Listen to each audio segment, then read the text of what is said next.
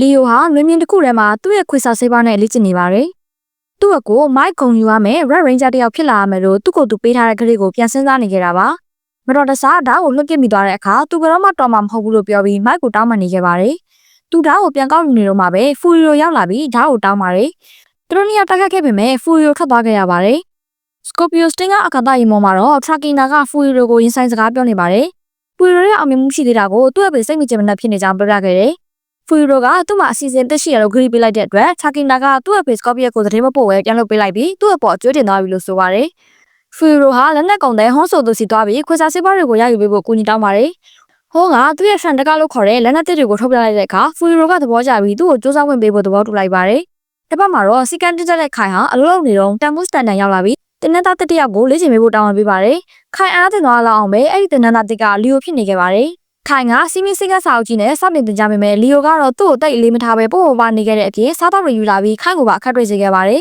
။နောက်ဆုံးမှာခိုင်ကလီယိုကိုလက်နက်တိုက်ကိုပြပြီးတောက်ခတ်ဖို့တောင်းပန်ပေးခဲ့ပါတယ်။လူထဲမှာတော့ခိုင်ကလီယိုရဲ့တောင်းပန်မဲ့မှုအကြောင်းခန်ရစ်ကိုရင်ဖွင့်နေခဲ့ပါတယ်။ခန်ရစ်ကကိုင်ဟာလီယိုပေါ်မနာလိုစိတ်နဲ့တင်းကျပ်လုံနေတာဖြစ်နိုင်ကြောင်းအကြံပေးခဲ့ပါတယ်။အဲ့ဒီအချိန်မှာပဲမိုးရရုတ်တရက်ရွာချလာတဲ့အတွက်ဘယ်သူလက်ချက်လဲဆိုတာသိတဲ့ခိုင်ကလီယိုကိုသွားရှာပါတော့တယ်။လီယိုကသူ့ဖန်တီးလိုက်တဲ့မုံတိုင်းကြောင့်ပျော်ရွှင်နေပြီးခိုင်ရဲ့စစ်တုံမှုကိုလည်းဂရုမစိုက်ခဲ့ပါဘူး။ဒါပေမဲ့လက်နက်တိုက်မှာကျူးကျော်မှုတစ်ခုဖြစ်တဲ့အခါလီယိုကသူ့တော့ခတ်ပုံမိသွားတာဖြစ်နိုင်တဲ့အကြောင်းဝန်ခံလိုက်ပါတယ်။သူတို့เนี่ยရောက်သွားတဲ့အခါမှာတော့ဟွန်းကတရာဗန်ဆာရဲ့အသနာအားလုံးကိုကိုးယူပြီးထွက်ပြေးသွားတာကိုမြင်လိုက်ရပါတယ်။ခိုင်ကလီယိုရဲ့တာဝန်မဲ့မှုကိုအပြစ်တင်တဲ့အခါလီယိုကဘာမှပြန်မပြောနိုင်ခဲ့ပါဘူး။တခြားသူတွေကိုသွားခွင့်မလို့ခိုင်ကအကြံပေးတဲ့အခါလီယိုကဒီပြဿနာကိုသူတယောက်တည်းဖြေရှင်းမယ်လို့ဆိုပြီးထွက်ပြေးသွားပါတော့တယ်။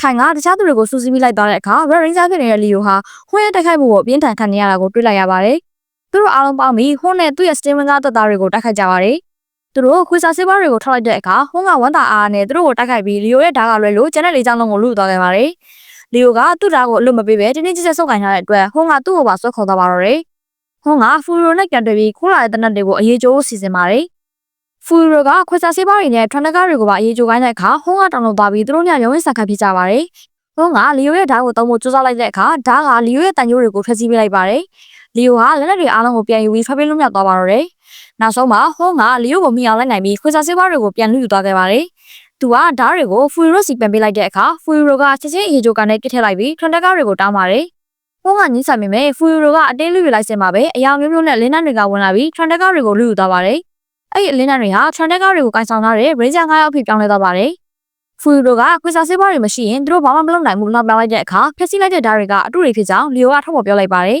။သူဟာတခြားသူတွေနဲ့ကြိုတွေ့ပြီးဓာတ်အစစ်တွေကိုအတုတွေနဲ့လဲလှယ်ထားကြတာပါ။ဒီနဲ့သူတို့ဟာထရန်နဂါတွေကိုရယူနိုင်ခဲ့တာဖြစ်ပါတယ်။ရင်းကြားတွေဟာသူတို့ရဲ့လက်နက်တွေကိုအသုံးပြုပြီးဟွန်းကိုနိုင်ယူလိုက်ပါတယ်။ဟွန်းကသူ့ကိုယ်သူအကောင်ကြီးဖြစ်ပြောင်းလဲလိုက်တဲ့အခါလီယိုက Lion Cutter Beast ကိုခေါ်ယူပြီးသူ့ရဲ့မီးစွမ်းရည်နဲ့ဟွန်းကိုပြီးတိုင်ချိန်မုန်းလိုက်ပါတယ်။နောက်ပိုင်းမှာတော့တန်ဖိုးစတန်တန်ကလီယိုရဲ့တိုးတက်မှုအစီရင်ခံစာအကြောင်းလာပြောပါတယ်။လီယိုကဒီလိုဘဝမျိုးကသူ့အတွက်မဟုတ်ကြောင်းသူကစီကားလိုက်လာတာအချိန်စရာတိုင်းနေရတာတွေမှာမတော်ကြောင်းနဲ့ဒီအလုပ်အတွက်အကောင်းဆုံးလူကခိုင်မဲဖြစ်တယ်လို့ပြောခဲ့ပါတယ်။စတန်တန်ကနားလည်ကြောင်းပြောပြီးလီယိုလည်းထွက်ခွာလာခဲ့ပါတယ်။လမ်းမှာခိုင်နဲ့တွေ့တဲ့အခါသူတို့နှစ်ယောက်စလုံးအချင်းချင်းခတ်တွေ့စေခဲ့တဲ့အတွက်တောင်းပန်ခဲ့ကြပါတယ်။နောက်ဆုံးမှာတော့လီယိုကနောက်တစ်ခါဘယ်တော့မှနောက်ကျတာယူနီဖောင်းညစ်ပတ်တာမျိုးမဖြစ်စေရဘူးလို့လောင်းချထက်ပြီးခိုင်စီကနေ$10လိမ်နဲ့တောင်းသွားခဲ့ပါတော့တယ်။ထရာဗန်ချာအကာတာစကန်ကြီးပေါ်မှာအမည်မသိကျူးကျော်သူတယောက်ဟာလမ်းကြောင်းထချုပ်ခန်းထဲကိုဝင်ရောက်ပြီးစကန်ကြီးရဲ့ကွန်ပျူတာစနစ်ကိုဟက်လုပ်ကအင်ဂျင်တွေကိုရပ်တန့်ပလိုက်ပါတယ်။ကိုကဲစကန်မှာတော့တန်မူစတန်ဟာထရာဗန်ချာဘာကြောင့်လက်တန့်သွားတာလဲဆိုတာကိုသိဖို့အဖြစ်တောင်းနေခဲ့ပါတယ်။ခိုင်ကစနစ်တစ်ခုလုံးကိုတစုံတစ်ယောက်ကတမင်ရပ်တန့်ပလိုက်တာဖြစ်ကြောင်းရှင်းပြခဲ့တယ်။တန်မူက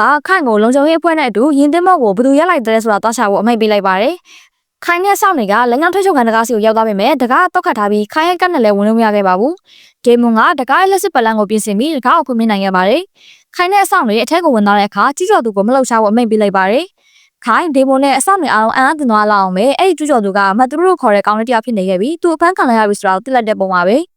စစ်စိမ်းမြန်းကနေပါတမူစတန်ရောက်လာပြီးမတ်သူတို့ကိုသူ့ရဲ့ဟာကင်ပစ္စည်းတွေနဲ့ထရာဗန်ချာအင်ဂျင်တွေကိုဘာကြောင့်လဲပြရတယ်လို့မေးခဲ့ပါတယ်။မတ်သူတို့ကသူလည်းမသိဘူးလို့ဖြေခဲ့တယ်။စတန်နန်ကသူ့မှာမှတ်ပုံတင်ကရှိသလားလို့မေးတဲ့အခါသူပျောက်သွားပြီလို့ပြန်ဖြေခဲ့ပါတယ်။ဒေမွန်ကမတ်သူတို့မှာယူနီဖောင်းရှိတဲ့အတွက်သူဟာမှတ်ပုံတင်ကဘယ်တော့မှမရှိခဲ့ဘူးလို့ထောက်ပြလိုက်ပါတယ်။နောက်ဆုံးမှာတော့မတ်သူကသူဟာဒီပေါ်မှာရှိနေရမယ့်သူမဟုတ်ပဲထရာဗန်ချာကိုခိုးပြီးလိုက်လာခဲ့တာဖြစ်ကြောင်းဝန်ခံလိုက်ပါတယ်။သူတောင်းပန်ပြီးကဘာမြေပေါ်ကသူ့အိမ်ကိုပဲပြန်ချင်တယ်လို့ပြောခဲ့ပါတယ်။အဲဒီနောက်မှာခိုင်ကမတ်သူရဲ့အမေနဲ့ဆက်သွယ်ရခဲ့ပေမဲ့အဆက်ကအနှိမ့်ငယ်ပဲပြောချင်ရမယ်လို့အကြောင်းကြားပါတယ်။မတ်သူကသူ့အမေကိုဗီဒီယိုဖန်သားပြင်ပေါ်တွေ့မြင်လိုက်ရပြီးသူနေကောင်းကြောင်းပြောခဲ့ပေမဲ့သူ့အမေကတော့သူ့အတွက်ဘလားစိတ်ပူခဲ့ရကြောင်းပြောပြခဲ့ပါတယ်။မတ်သူကသူအာဃာတနဲ့တွားချင်လို့ပါလို့ရှင်းပြခဲ့တယ် သူ့အမေကသူ့အခုအာကာသရရနေပြီဖြစ်ပေမဲ့သူမသူ့ကိုဘယ်တော့မှပြန်တွေ့ရတော့မှာမဟုတ်ဘူးလို့ဝမ်းနဲ့စော်နဲ့ပြောနေခဲ့ပါတယ်။မတ်ထရူးကသူ့အမေကိုချစ်ချောင်းပြောပြီးသူ့အမေကလည်းသူ့ကိုချစ်ချောင်းပြန်ပြောခဲ့ပါတယ်။ဗီဒီယိုလိုင်းလည်းပြတ်တောက်သွားပြီးမတ်ထရူးဟာအိမ်ပြန်ချင်းစိတ်နဲ့ဝမ်းနဲ့ကြေခွဲစွာကြံ့ရင်ခဲ့ရပါတယ်။တမ်မူစတန်နန်ကသူ့ရဲ့ခံစားချက်ကိုနားလည်ပေမဲ့ထရာဘတ်ချာဟာကဘာတိတ်ရှာဖွေရေးဆိုတဲ့အရေးကြီးတဲ့တာဝန်ကိုထမ်းဆောင်နေရဖြစ်လို့နောက်ပြန်လှည့်ဖို့မဖြစ်နိုင်တော့ကြောင်းနဲ့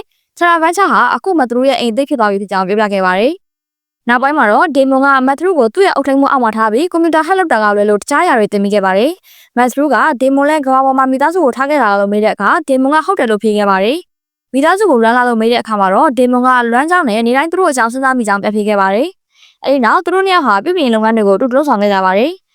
တစ်ခါမှာတော့စကော်ပီယစ်စတင်းကဘော်ကဖူရီဟာစကော်ပီယစ်ကိုကစားတဲ့တံငွေကကိုရီတစ်ခုလုံးကိုနှင်းနှင်းဆက်ဆက်အိပ်ပျော်သွားစေမှာဖြစ်ပြီးအဲ့ဒီခါတရာဘတ်ဆာကိုထိန်းချုပ်နိုင်တော့မှာဖြစ်ကြောင်းသတင်းပို့ခဲ့ပါတယ်။ Scorpius ကသဘောကျပြီးဂတ်ဆာကိုထရာဘတ်ဆာစီလုပ်ဖို့မိတ်ပေးလိုက်ပါတယ်။ဂတ်ဆာဟာထရာဘတ်ဆာဘော်ကိုရောက်ရှိလာပြီးမြို့သူမြို့သားတွေကိုအိပ်ပျော်သွားစေတဲ့တံငွေတွေကိုစတင်ဖျက်ချက်ပါတော့တယ်။ဒေမွန်နဲ့မတ်ထရူးရှိနေတဲ့နေရာမှာတော့ဒေမွန်ရဲ့မော်ဖာကအချက်ပေးလာတဲ့အတွက်သူခဏပြန်လာခဲ့မလို့မတ်ထရူးကိုပြောပြီးထွက်လာခဲ့ပါတယ်။လူရှိတဲ့နေရာရောက်တဲ့အခါခါငါခက်ခဲဖြစ်နေကြောင်းကြားနာလိုက်ပါတယ်။ဒေမွန်ကမတ်ထရူးကိုလှည့်ကြည့်ပြီးသူအစင်မြေမှာလို့တွေးကတခြားရင်းကြားတွေနဲ့တွားပူပေါင်းခဲ့ပါတယ်။ရင်းကြားတွေဟာချက်ချင်းပြောင်းလဲပြီးဂတ်ဆာကိုရင်ဆိုင်တက်ခတ်ခဲ့ပါတယ်။ဂတ်ဆာကသူ့ရဲ့တံငွေကိုတုံးဖို့ကြိုးစားပေမဲ့ရင်းကြားတွေကဆန်းဆန်းနိုင်ခဲ့ပြီးသူ့ရဲ့ခွေစာဆေးပါးတွေကိုထုတ်ခါတက်ခတ်ခဲ့ကြပါတယ်။ဒါပေမဲ့ဂတ်ဆာကသူ့တံငွေကိုနောက်တစ်ချိန်ထပ်သုံးလိုက်တဲ့အခါမှာတော့ရင်းကြားတွေဟာတံငွေကိုမစားနိုင်ပဲအကုန်လုံးသားကောင်ဖြစ်သွားခဲ့ကြပါတော့တယ်။ပတ်ဝန်းကျင်ကလူတွေကိုအိမ်မေးစီလိုက်တဲ့တံငွေဟာမတ်ထရူးရှိရာဘက်ကိုဥတီလာနေပါတယ်။သူ့ရဲ့ကာဝေးဝတ်စုံမှာမတော်တဆအပေါက်လေးတစ်ခုဖြစ်သွားတဲ့အခါမတ်ထရူးဟာသူ့အိတ်ကိုဆွဲပြီးတံငွေဘေးကနေလွတ်မြောက်ဖို့အမြန်ဆုံးထွက်ပြေးခဲ့ပါတယ်။အဲဒီတံငွေဟာကိုကဲစကန်တီတာပြန်လည်ရောက်ရှိသွားပြီးတမှုချင်းနဲ့အဖွဲ့သားအလုံးကိုမြင်မျောသွားစေခဲ့ပါတယ်။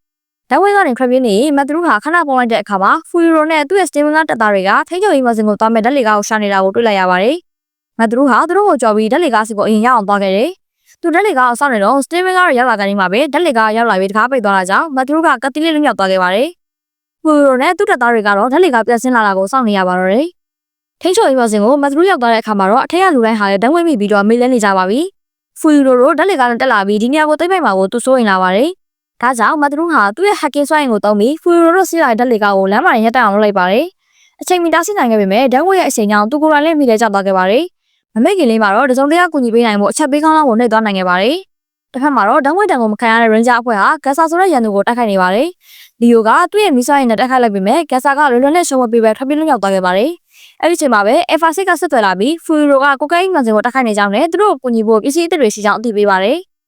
ဒါနဲ့ Ranger Astro Mega 8စီကိုချက်ချင်းထုတ်ခွာလာခဲ့ကြပါတယ်။ Mega 8ကိုရောက်တဲ့အခါ Alpha 6ကသူတို့ကိုဂျာဂျာမာလို့ခေါ်တဲ့ဂျင်းအသစ်တွေကိုပြသခဲ့ပါတယ်။ပူရီရိုတို့ဓာတ်လေကားထဲမှာပိတ်မိနေတာကြောင့် Ranger တွေဟာဒီရင်အသစ်တွေကိုသုံးပြီးလမ်းကြောင်းတစ်ကနေသွားမှာဖြစ်ပါတယ်။ဂျက်ချန်မာတွေပေါ်မှာအသစ်ဖြစ်နေတဲ့ Ranger တွေဟာရေစကန်တကားဖွင့်တာနဲ့ထိန်းချုပ်ရေးမော်စစီကိုအရှင်းနဲ့ထုတ်ခွာသွားကြပါတယ်။လမ်းမှာ Steam Wing ကားတွေတိုက်ခိုက်မှုကိုခံခဲ့ရပေမဲ့ဂျက်ချန်မာတွေလက်လက်ဆွမ်းအားကြောင့်အလွယ်တကူရှင်မောနိုင်ခဲ့ပါတယ်။ကိုကဲစကန်ကိုရောက်တဲ့အခါမှာတော့တမ်မူကြီးစတန်ဒတ်နဲ့အခွဲသားတွေအားလုံးမိမျောနေတာကိုတွေ့လိုက်ရပါတယ်။ဒေမွန်ကကျင်းမြပေါ်မှာလက်ကျနေတဲ့မတ်ထရူးကိုသတိထားမိလိုက်ပါတယ်။မတ်ထရူးကခဏလေးသတိပြန်ရလာပြီးသူဟာဖူရီရိုကိုတားဆီးဖို့ကြိုးစားခဲ့ကြောင်းပြောပြပါတယ်။ဒေမွန်ကမစိုးရိမ်ပါနဲ့မိနစ်ကကောင်းအောင်လုပ်ခဲ့တယ်လို့အားပေးလိုက်ချိန်မှာပဲမတ်ထရူးကပြန်လည်သတိလွတ်သွားခဲ့ပါတော့တယ်။